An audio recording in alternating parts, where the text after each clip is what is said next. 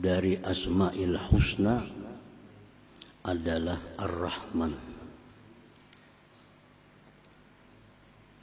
Ar-Rahman seringkali kita maknai dengan Maha Pengasih. Nah, itu makna yang secara ringkas. Ar-Rahman yang Maha Pengasih. Walladzi an'ama bi jala'ilin ni'amil ladzi la yatasawwaru suduru jinsiha minal ibad. Ar-Rahman itu adalah yang mengasihkan nikmat-nikmat yang besar yang tidak mungkin bisa dilakukan oleh hamba-hambanya. Itu arti Ar-Rahman. Yang mengasihkan nikmat-nikmat yang besar yang tidak mungkin bisa dilakukan oleh hamba-hambanya. Nah, itu Ar-Rahman. Nikmat-nikmat yang besar itu contohnya seperti dia mengasihkan roh kepada kita. Nah, ini tidak akan bisa dilakukan oleh seorang hamba juga pun. Dia mengasihkan akal kepada kita. Dia mengasihkan iman kepada kita. Dan lain sebagainya. Segala macam nikmat yang dikasihkan kepada kita yang mana tidak bisa diperbuat, dilakukan oleh hamba-hambanya. Itulah Ar-Rahman. Oleh karena itu tidak dibolehkan seorang makhluk jiwa pun diberi nama dengan Ar-Rahman ini. Tidak dibolehkan. Itu mutlak hanya nama Tuhan, nama Allah Subhanahu wa ta'ala. Nah, para muhibbin rahimakumullah. Ar-Rahman itu adalah yang meliputi kebaikannya untuk orang beriman, untuk orang-orang kafir, untuk makhluk seluruhnya. Orang kafir itu bisa hidup, bisa senang, karena Allah punya nama Ar-Rahman.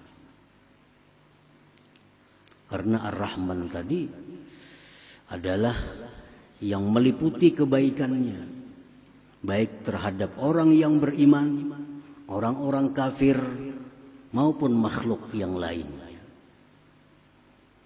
Oleh karena itu biasa di dalam doa disebut Ya Rahmanad dunya wal akhirah. Wahai Rahman yang pengasih baik di dunia maupun akhirat.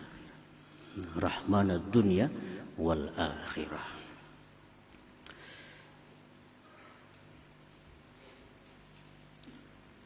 Di dalam kitab Risalah Al-Qusairiyah, kitab yang sangat terkenal, disebutkan wakila inna majusiyan istadhafa Ibrahim al-Khalil alaihi salam faqala lahu in aslamta adabtuk faqala al-majusi idza aslamtu fa ayyu minna takunu laka alayya famarra al-majusi فأوحى الله إلى إبراهيم يا إبراهيم لم تطعمه إلا بتغييره دينه نحن منذ 70 سنة نطعمه على كفره فلو أضفته ليلة ماذا عليك فمر إبراهيم عليه السلام خلف المجوس وأضافه فقال له المجوس أي شيء كان السبب الذي بدا لك فذكر له ذلك فقال المجوسي أهكذا يعاملني ثم قال أعرض علي الإسلام فأسلم. Ada seorang majusi sudah tua berumur 70 tahun datang kepada Nabi Ibrahim alaihi salam minta makan. Mungkin kelaparan si majusi ini. Penyembah api. datang kepada Nabi Ibrahim, minta makan. Ujar Nabi Ibrahim, wahai Majusi, in aslamta adaftuk, jika engkau masuk Islam, aku beri makan. Jika engkau masuk Islam, aku beri makan. Ujar Majusi, aku tidak akan merubah agamaku karena hanya makan. Aku tidak merubah agama kalau hanya urusan makan. Ujar si penyembah api tadi. Maka dia pun meninggalkan Nabi Ibrahim alaihissalam dalam keadaan lapar. Allah berwahyu kepada Nabi Ibrahim alaihissalam, hai Ibrahim, apakah engkau tidak beri makan dia kecuali dengan berislam? Kenapa kamu kadang beri makan inya? Disuruh masuk Islam dulu. Aku, ujar Tuhan, lebih dari 70 tahun berbuat baik kepadanya dalam kekafirannya itu. Aku, ujar Tuhan, selama 70 tahun memberikan dia kehidupan, memberikan dia kenikmatan. Lebih 70 tahun padahal dia kafir kepadaku.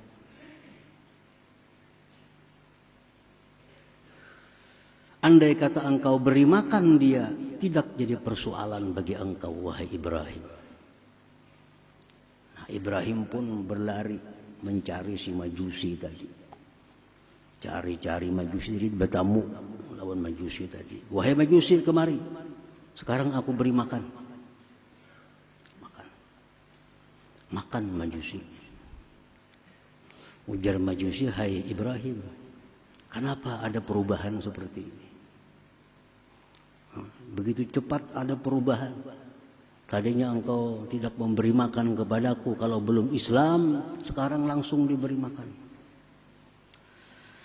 Ujar Nabi Ibrahim, Allah berwahyu kepadaku bahwa engkau ini sudah lebih 70 tahun kafir, tetap Allah berbuat baik kepada engkau. Sekarang aku disuruh untuk memberi makan kepada engkau ini. Ujar si Majusi, apakah demikian Allah itu kepadaku? Maka ajarkan kepadaku Islam dan aku masuk Islam. Nah, ini adalah Ar-Rahman. Ar-Rahman. Ar-Rahman tidak peduli orang kafir, tidak peduli orang zalim, tidak peduli orang yang menentang Allah, semua diberikan kebaikan oleh Allah. Nah, ini namanya Ar-Rahman. Jadi orang kesusahan, orang kesengsaraan, kada perlu menunggu macam agama apa, kada perlu. Yang penting beri makan. Nah, itu Ar-Rahman.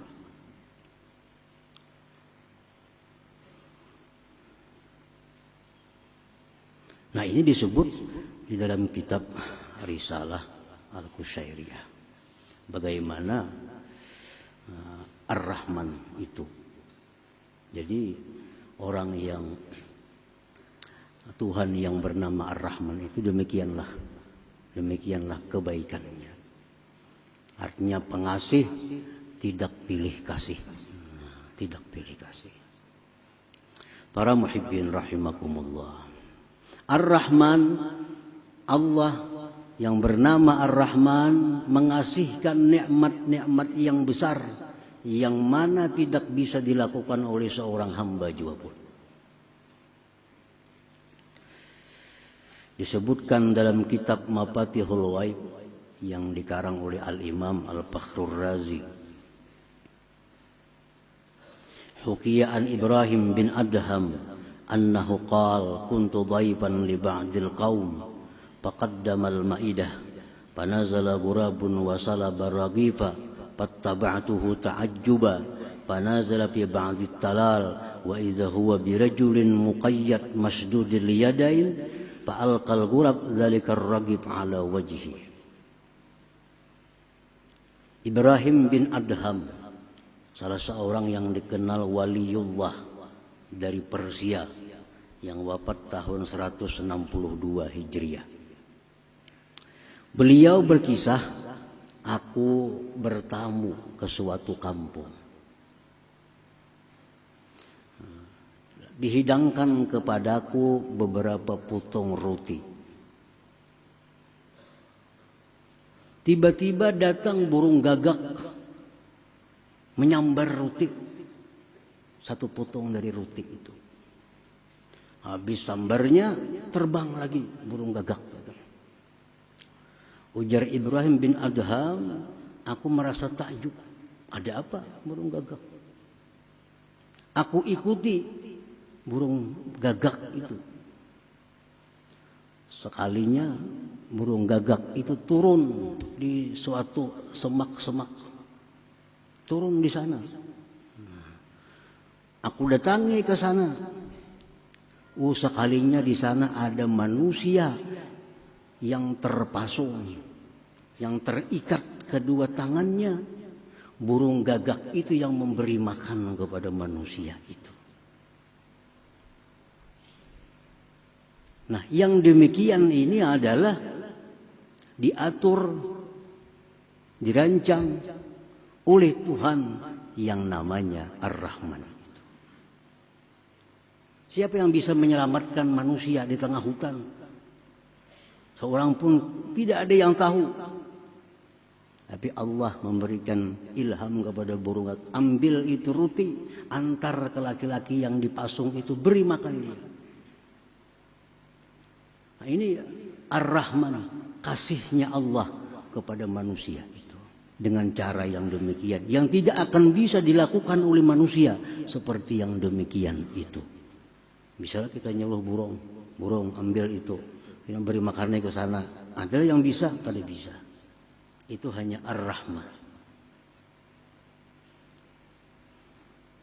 Nah, kemudian disambung oleh Imam Fakhrul Razi dalam bab Ar-Rahman itu. Apa yang dikisahkan oleh Zunnun al-Misri, salah seorang yang dikenal waliullah di Mesir, yang wafat pada tahun 179 Hijriah. Ujar Zunnun al-Misri, aku berjalan ke sungai Nil. Begitu aku sampai di sungai Nil, ada kala yang besar berjalan cepat. Kala, aku iringi kemana kala itu berjalan cepat. Sekalinya si kala ini berjalan cepat menuju bibir sungai Nil. Di sana ada seekor kuduk. Lalu si kala itu naik ke belakang kuduk. Kuduk berjalan di sungai. Aku ambil jukung kapal kecil. Aku iringi kemana kuduk tadi membawa kala. Terus diiringi sampai ke seberang. Si kala tadi turun dari belakang kuduk, berjalan cepat. Aku iringi kemana kala itu berjalannya. Ternyata sampai ke sebuah pohon besar. Di sana ada manusia, seorang laki-laki yang sedang tidur. Dan di dekat laki-laki itu ada ular yang mau menerkam, menggigit si laki-laki itu. Ternyata ada ular. Nah, si kala ini datang ke situ berkelahi dengan ular.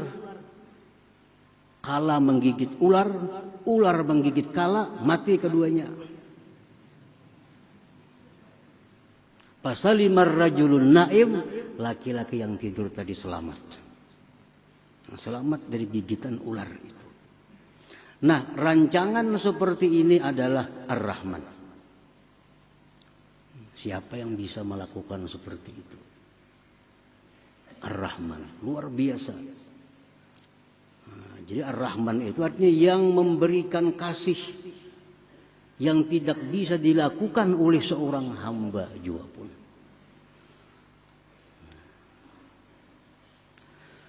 Para muhibbin rahimakumullah. Ar-Rahman huwa alladhi awsala khairatil hayy ilal mayyit.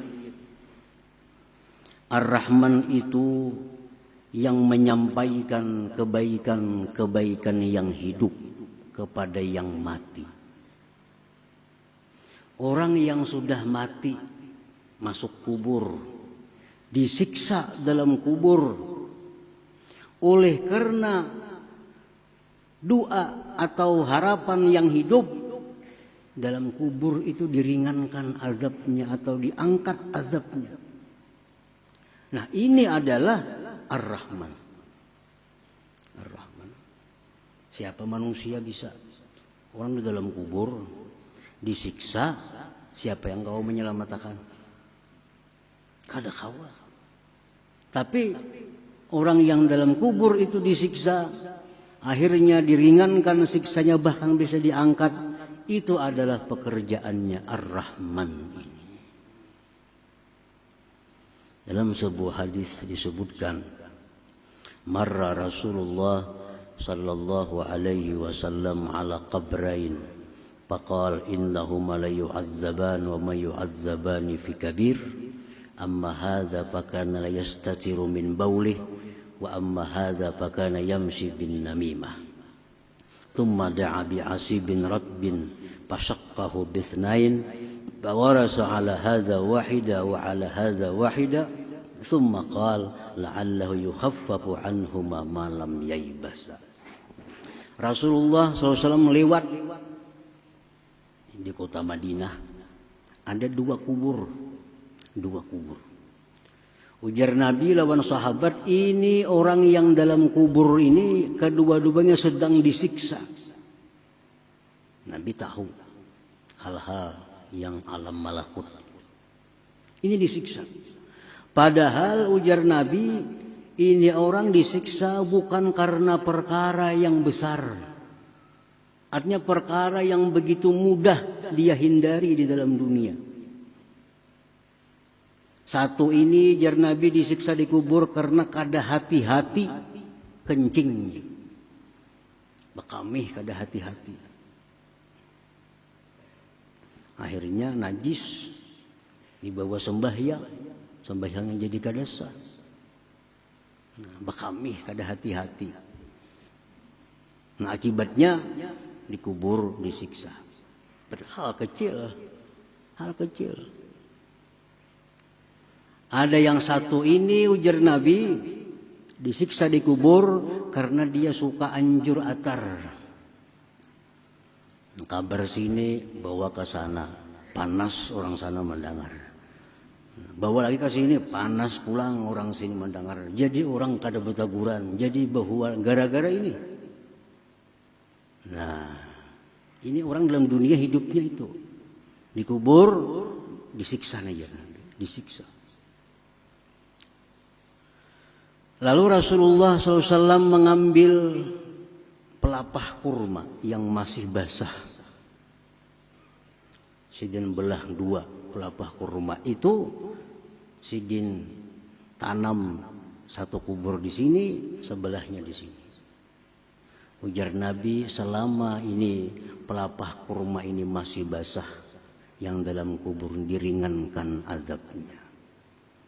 Diringankan azabnya. Nah, selama pelapah kurma ini masih basah, yang di dalam kubur diringankan azabnya. Nah, ini Ar-Rahman. Ar-Rahman. Ar-Rahman adalah Tuhan yang meringankan azab-azab orang yang dalam kubur karena kebaikan-kebaikan orang yang hidup di alam dunia ini. Nah, manusia kada bisa, kada kawa. Orang disiksa di kubur. Kalau kita membantu kada kawa. Kada bisa. Tapi Ar-Rahman bisa. Orang yang sedang diazab di dalam kubur, anaknya berdoa, Allahumma ghfirli wali walidayya, ya Allah ampuni dosaku, dosa orang tuaku. Ya Allah bangkitkan dia, azab, hilangkan azabnya dalam kubur. Ini anak yang saleh berdoa kepada Allah, Allah kabulkan doanya.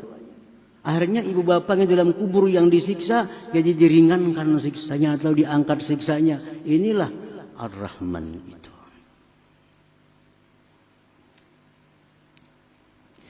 Para muhibbin rahimakumullah. Nah, jadi sesudah kita tahu bahwa Ar-Rahman itu sedemikian rupa yang tidak bisa dilakukan oleh manusia siapa jua pun. Al-Mun'im bijalailin ni'am. Ar-Rahman itu adalah yang mengasihkan nikmat yang besar yang tidak bisa dilakukan oleh hambanya. Nah, itu Ar-Rahman artinya. Nah, bila sudah kita yakin demikian artinya Ar-Rahman, nah kita beriman bahwa Ar-Rahman itu demikian artinya, keimanan kita itu akan membuahkan beberapa akhlak di dalam diri kita ini. Nah, kita sudah tahu Ar-Rahman macam itu. Nah, kita beriman, kita percaya bahwa api itu panas. Karena kita beriman itu timbul kelakuan kita menjauh dari api. Kenapa menjauh dari api? Karena kita beriman api itu panas, bisa membakar. Nah, itu buah keimanannya kita menjauh dari api. Itu buah keimanan. Nah, kalau kita beriman kepada Ar-Rahman bahwa Dia mengasihkan nikmat-nikmat yang besar yang tidak bisa dilakukan oleh hambanya, kita beriman itu akan membuahkan beberapa akhlak mulia di dalam diri kita. Imam Al-Ghazali rahimahullah mengatakan, apa buahnya? Ayyarhama ibadallah al-ghafilin fayasrifuhum an tariqil ghaflah ila Allah azza wa jalla bil wa'zi wan nushi bi tariqil lutfi dunal unf wa ay yanzura ila al-usad bi 'ainir rahmah la bi 'ainil izra wa ay yakuna kullu ma'siyatin tajri fil 'alam ka musibatin lahu bi nafsihi fala ya'lu bi izalatiha bi qadri wus'ihi rahmatan lidzalikal 'asi ay yata'arrada li sakhatillah wa yastahiqqal bu'da min jiwari. Orang yang beriman kepada Ar-Rahman, satu, dia akan menyayangi hamba-hamba Allah yang lalai kepada Allah. Dia akan sayang kepada hamba-hamba Allah yang meninggalkan Allah, yang menentang Allah. Dia sayang. Dia arahkan mereka itu ke jalan Allah dengan nasihat yang lemah lembut. Dia melihat orang yang maksiat, melihat orang yang menentang Allah, dia kasihan, dia sayang, lalu dia ajak ke jalan yang benar dengan cara yang lemah lembut. Pertama itu. Yang kedua, dia memandang kepada orang yang maksiat itu dengan pandangan kasih sayang, bukan pandangan menghinakan. Melihat orang maksiat itu kasihan. Kasihan. Bukan murka. Bukan menghinakan. Yang ketiga, bahwa adalah tiap-tiap maksiat yang terjadi, yang dia lihat itu adalah musibah pada dirinya sendiri. Setiap dia melihat ada orang maksiat, dia menganggap itu musibah bagi diriku.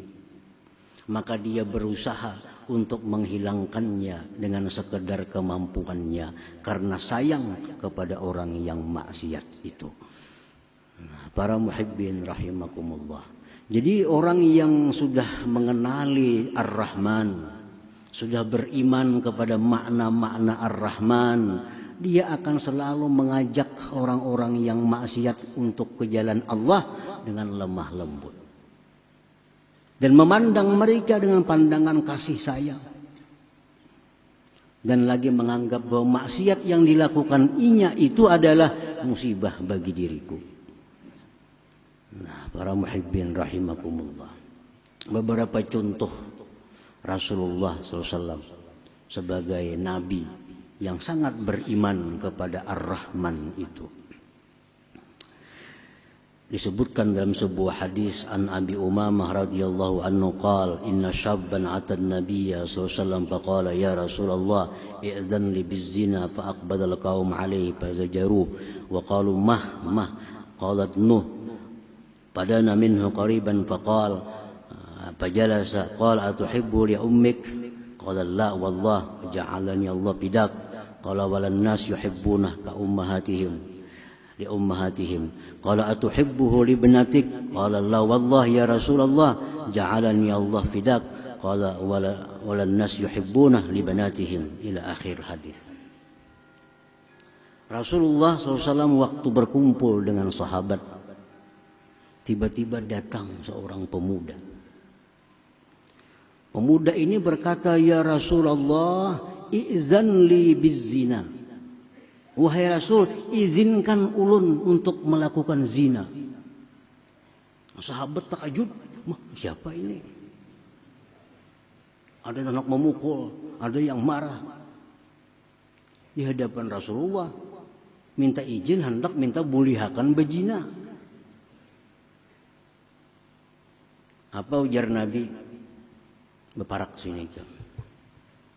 Beparak sini. Beparak si laki-laki tadi. Ujar Nabi, ikam hakunlah. Ikam maulah mama ikam itu dizinahi orang. Kada wahai Rasulullah. Kada hakun mau dizinahi orang. Ujar Nabi, orang lain pun kada hakunnya mamanya dizinahi orang.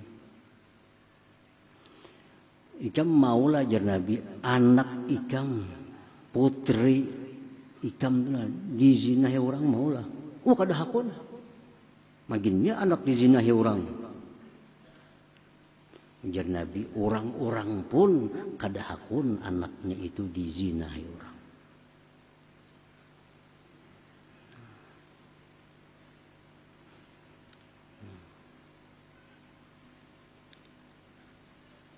Ikam jar Nabi hakunlah acil ikam, ading abah ikam, ading mama ikam dizinahi orang. Kada hakun wahai Rasulullah. Jar Nabi orang din kada hakun juga. Orang lain pun kada mau juga acil-acilnya dizinahi orang. Lalu Rasulullah SAW meletakkan tangan kepada laki-laki tadi. Sidin doakan Allahumma tahhir qalbah waghfir dzambah wa hassin farjah. Ya Allah, bersihkan hati ini orang. Ampuni dosanya, pelihara kemaluannya. Laki-laki itu berkata, setelah aku keluar dari tempat itu, tidak ada sesuatu yang aku benci selain daripada zina itu. Nah, ini cara dakwahnya Rasulullah. Rasulullah beriman kepada Ar-Rahman. Lalu dakwah beliau agar kembali ke jalan Allah dengan cara yang demikian. Dengan cara yang lemah lembut dan cara mendoakan mereka agar dapat petunjuk, dapat hidayah oleh Allah Subhanahu wa taala. Demikian pula kita dakwah kita terutama dengan anak-anak kita, keluarga kita. Ya dakwah kita demikian. Kita ajak mereka dengan jalan yang lemah lembut agar mereka lurus. Jangan lupa mendoakan mereka. Doakan mereka agar selalu di jalan yang lurus. Para muhibbin rahimakumullah. Dikisahkan tentang seorang waliullah yang bernama Ma'ruf Al-Karhi yang wafat di abad 200 di kota Baghdad.